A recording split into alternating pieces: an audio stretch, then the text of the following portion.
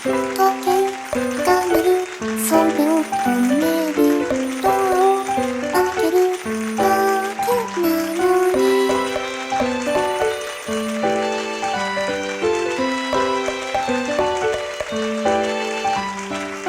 消えた消えた青い星も、遥か500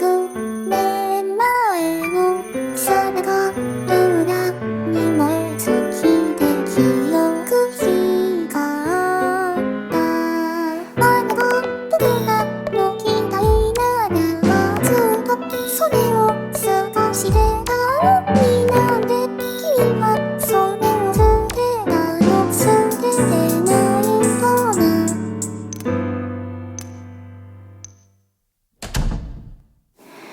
笑ってた、ひたすらそれを声も解もわからずじまいでいた、それすら美しいのだとか言ってさ、またあの日をくりかえすの。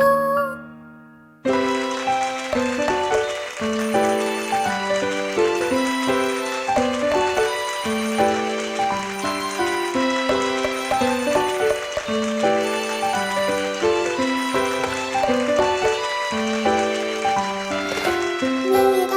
見えた、あおかった星は、拍手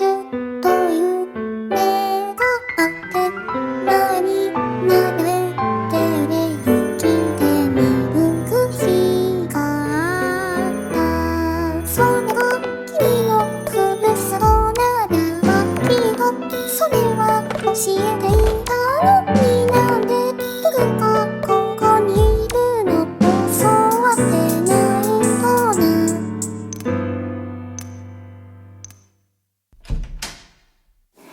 泣いてた、ひたすら風も声もしゃべもわからずじまいでいた、それすら眩しくてさ、だとか言ってた、またあの日をなぞっていく。ま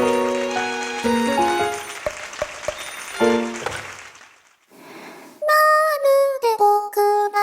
ネズミさ、いつか